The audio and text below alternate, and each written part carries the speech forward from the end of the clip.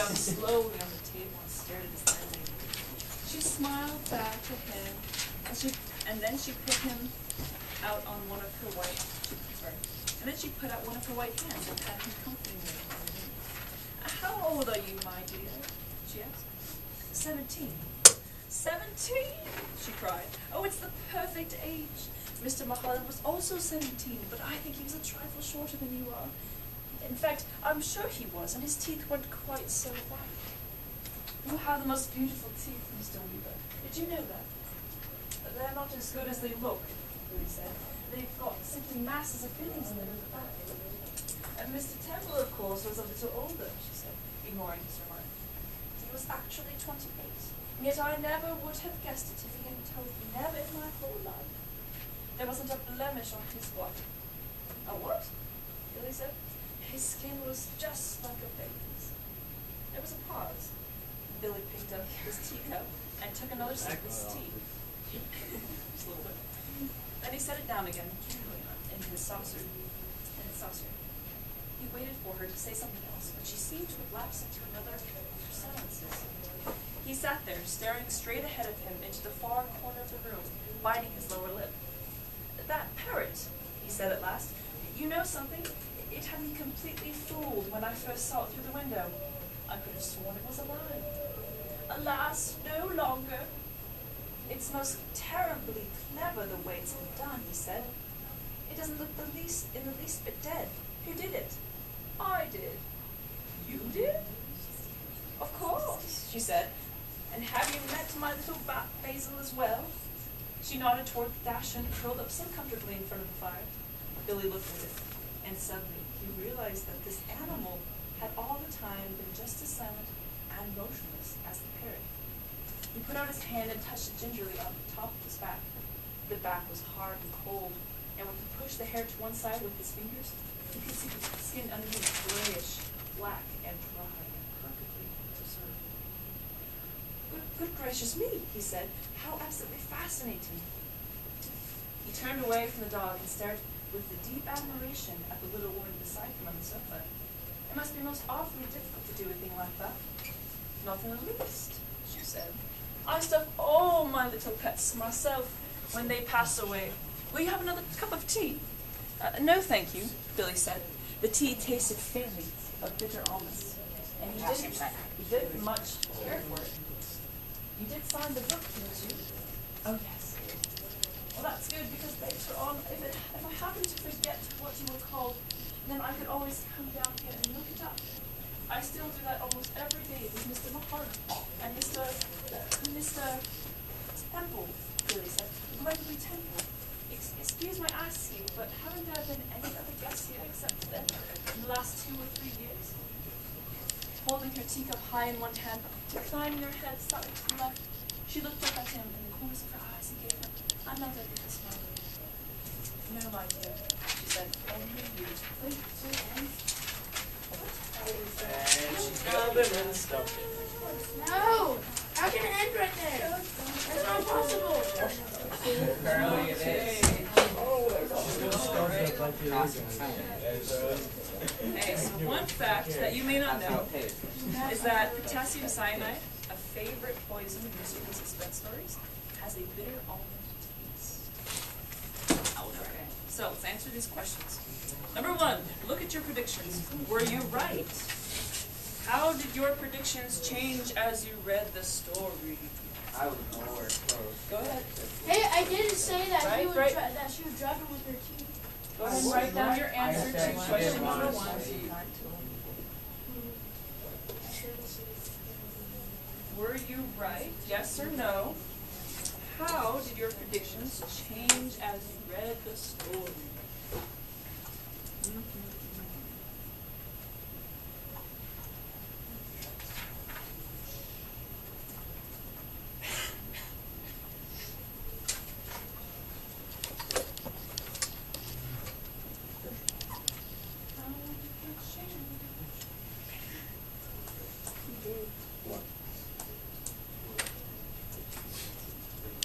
It's really cool. How do you know what the Italian? Go ahead and put your This is not What's wrong with you?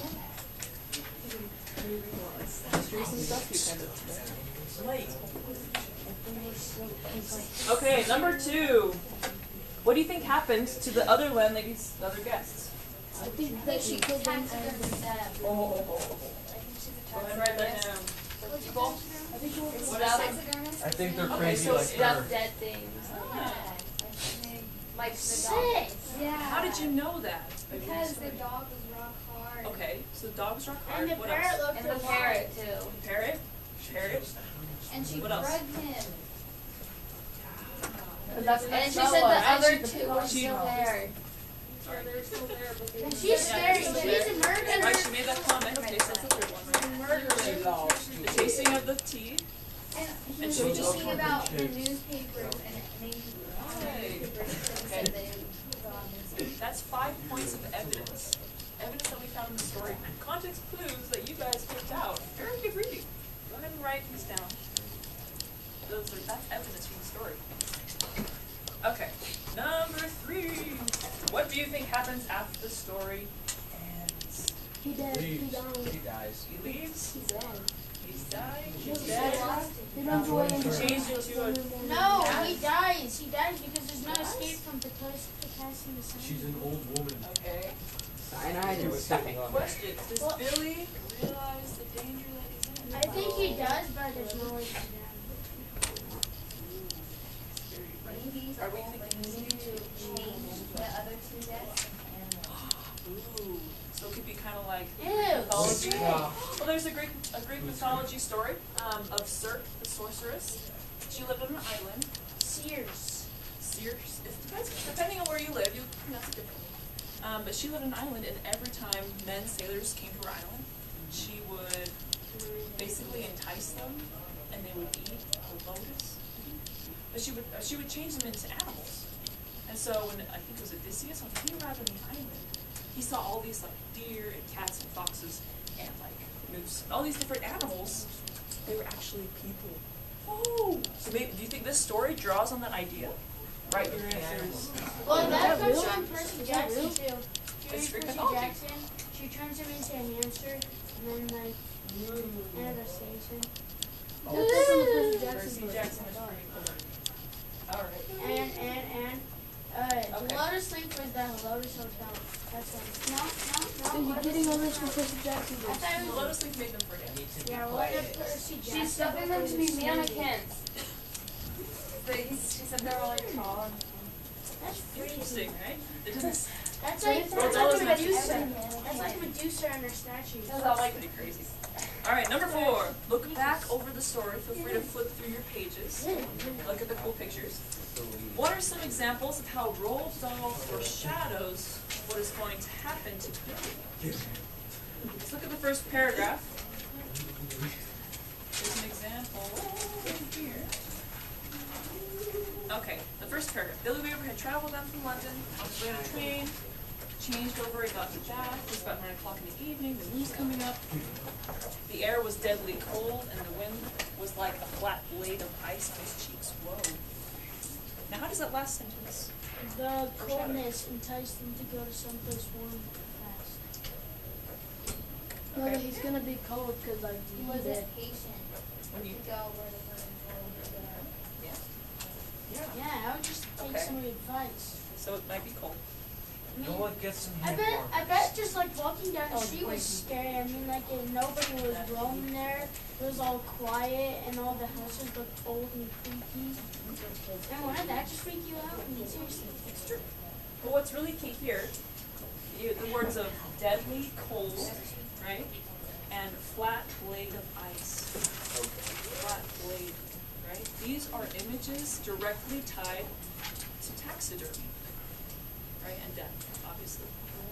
Whoa. So that is one example of foreshadowing. It's reference to This is taxidermy. a gross story. So, like deadly cold, obviously like it's gonna kill you, like you'll die, right? But the flat blade of ice references like a scalpel or some kind of tool that a taxidermist would use in order to create the taxidermy animals. What happens with taxidermy is that the person goes hunting and they shoot like a pheasant or something, a fox or something. They'll take out like the interior, like the insides. They'll create a styrofoam like a skeleton kind of to like put the skin over, and they'll shape it just perfectly to fit that body. What in the world did she put all the insects in? Yeah, you put like the insides. It's really pretty. That's one example. Go ahead and take 5 minutes or so. Why you do this? Cannibal! And just look over the story again. Just look over and look for those references to taxidermy, to death, and just find it and go ahead and fill out those four lines. Yes, Adrian. My brother! No way. Hey, I signed It's kind of freaky, but that's actually probably a good example of and you should be writing. Go ahead and write down.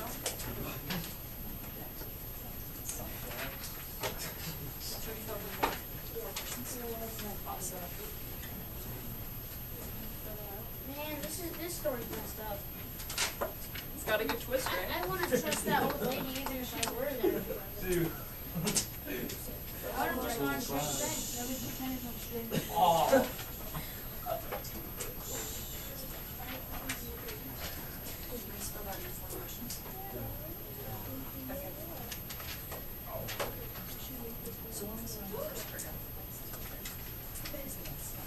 Turn off the lights on the screen.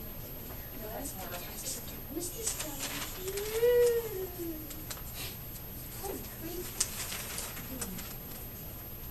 This could be like a definite horror story. Like, what if like we shut off the lights and we tried to home on Halloween night and we set over the intercom and said, "This is coming. Watch your back. She has a scalp on her head." It's no longer the boogeyman, it's the taxidermist. Children look under their bed for the boogeyman. The boogeyman looks under his bed. Keep filling out. For those of you who are already finished, just please be quiet. Think about the story. Yes, sir. Be quick.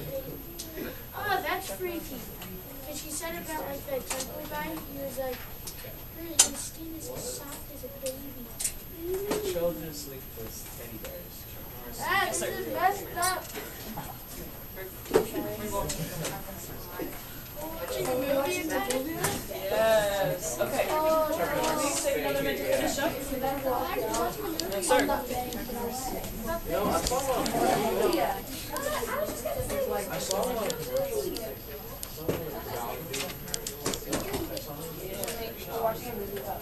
Oh man, it's gonna be a homemade one, not a real one. All right. Okay. So go ahead and flip your wonderful worksheet to the back side.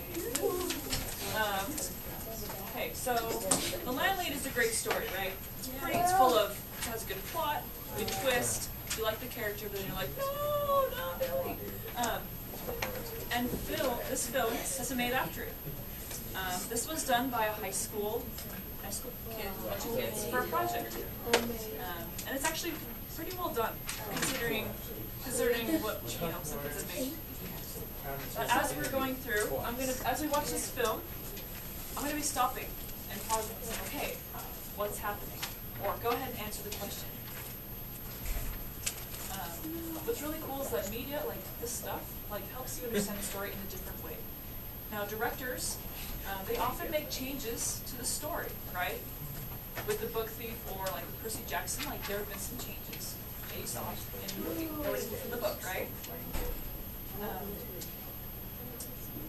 So you want to take into consideration, like why did they make that change? Why is that important? Why did they include this element? Another aspect that we'll kind of look into, another good thing to learn, is about, it's called dramatic irony. Now, who knows what dramatic irony is? Music. No, not quite. Well, drama. No, not quite. Dramatic irony. Oh, when people say, "Oh, it's so ironic," what do they mean? Yes. Well, it's when something Exactly. You know something that the character does not know, right? When we were reading the story, we kind of got the hint that something bad was going to happen. But what did Billy think? Yeah, Billy was like, yeah, things are fine. She's a little crazy, like an old, crazy old lady, but she's fine, it's going to be okay. She served me cookies and tea. However, that was not the case, and we knew it. We as the reader knew it. We're like, no. And when you watch a horror movie, you're like, don't pull back the curtain. The killer's there. But the character does not know. Don't go up to the window when it's fucking light season. It's gonna pop out of nowhere. And that, my friends, is dramatic irony. When the reader or the viewer knows exactly what's happening. 6 pence a night. So now, okay.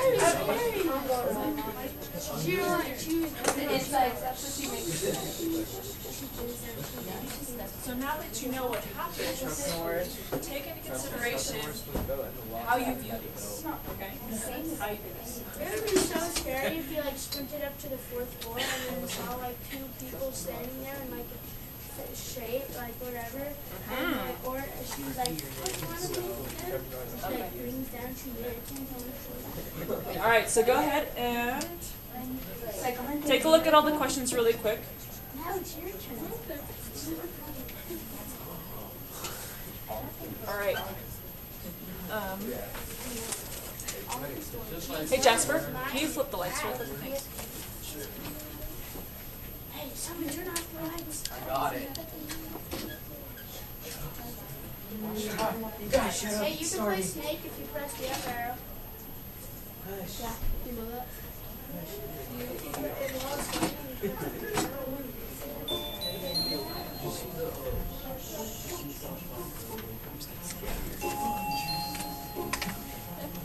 You turn off the other lights.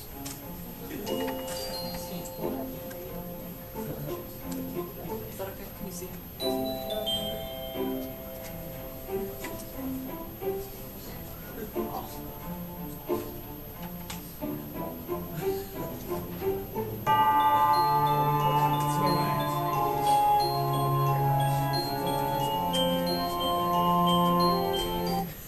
Okay, question number 1.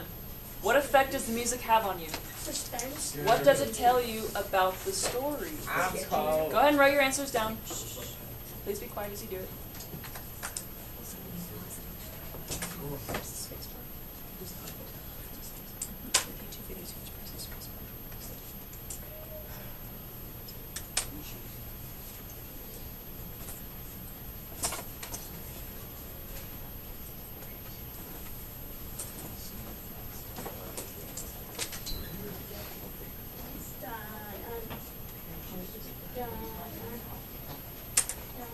Okay, take another second. Another 5 seconds. 5, 4, 3, 2, 1.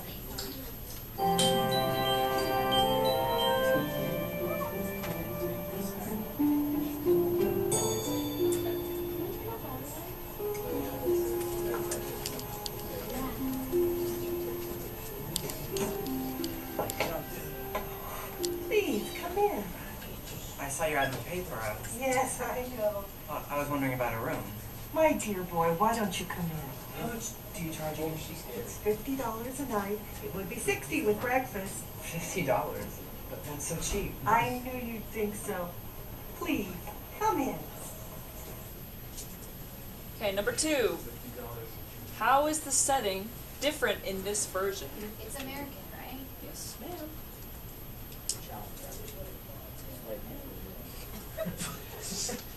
The old lady's looks In the story, it also talks about how, there were rows of houses, and if you looked at London housing, you see it's kind of like one big building up a street with doors and windows. That might be something, right? This is a different setting. This is totally different. I'm gonna have nightmares tonight all because of you. You're welcome. Oh, you just seem older. This lady's not scary enough. Take another second. How old? All right.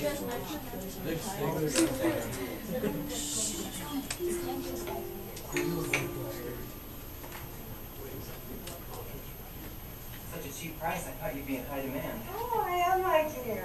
But I'm very selective about who can stay here. But I'm always ready in case an acceptable young man will come along. Like you. Here's your room. I hope you like it. Okay, number 3 and number 4. Why do you think the director did not use the part of the story or the bed and with the bread and breakfast sign?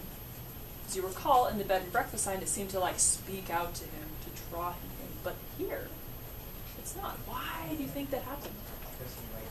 Nobody got time for that. Go ahead and write down. You don't need to talk. Write there.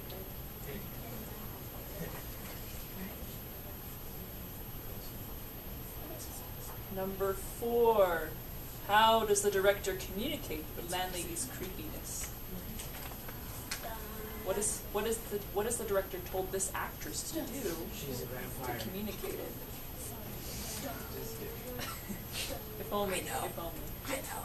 Keep writing. Keep writing.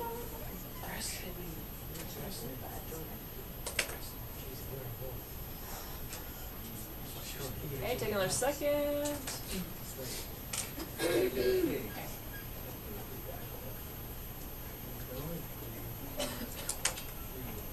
It is Mr. Perkins, isn't it? No, it's Weaver.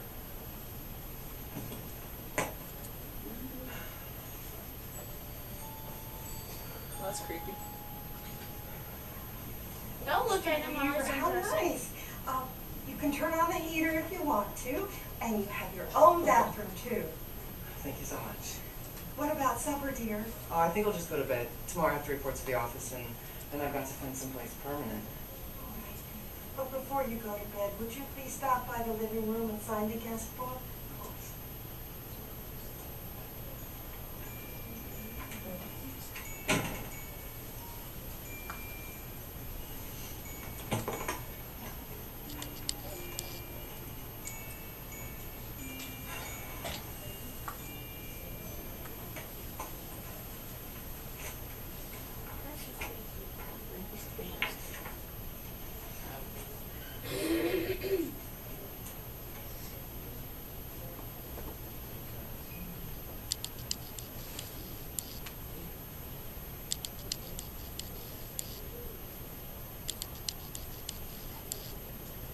Christopher Mulholland.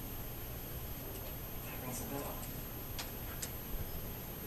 Christopher Mulholland and Gregory Temple. Such charming boys. They sound familiar. They do. How interesting. I'm sure I've heard those names before. Both of them incredibly handsome. They were just exactly like you.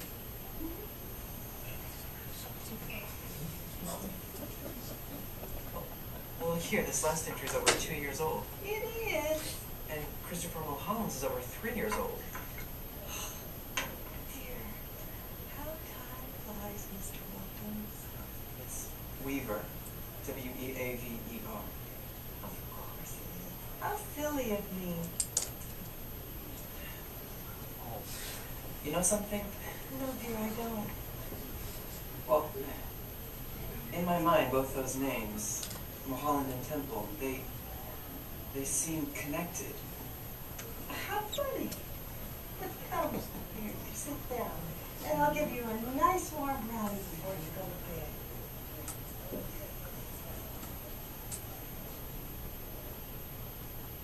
Wait a minute, Christopher Mulholland. Wasn't that the name of the schoolboy who was on the Milk and sugar?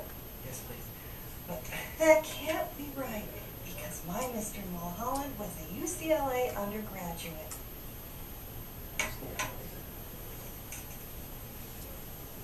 Have a brownie. I insist. Help yourself, dear.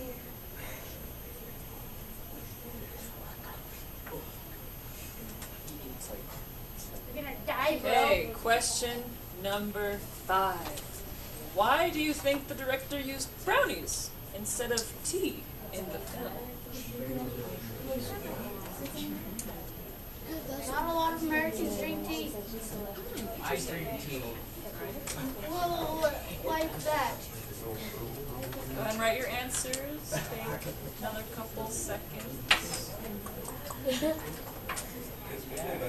Brownies instead of Why? Alright, here we go. When did Mr. Mulholland leave? Leave? Well, my dear, he's still here. Mr. Temple is also here. They share a room, the two of them together.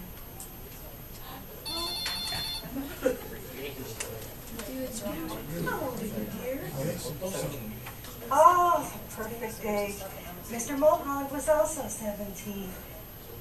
His teeth were quite as white as yours. They're not as good as they look. Mr. Temple was actually 28. I don't know the answer to that. Guessed it. There wasn't a blemish on his body. Oh, But his skin Do you know was which class? just like a baby's. Yeah, you're freaking me out. That dog. It had me completely fooled. I could have sworn it was alive. Lasts no longer. It doesn't look dead at all. Who did it? I did. You did. Of course. 9-6. I'm a text Amazing. It must have been very difficult to do. Oh, not at all. I stuff all my little pets myself once they pass away.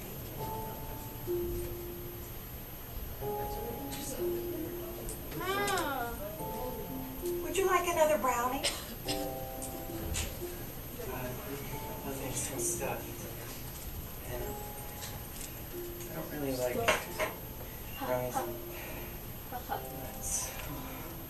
You did sign the guest book, didn't you? Yeah. That's good. Because I still like to come down every day and check with Mr. Mulholland and Mr. Temple. Haven't there been any other guests here in the last 2 or 3 years? No, my dear.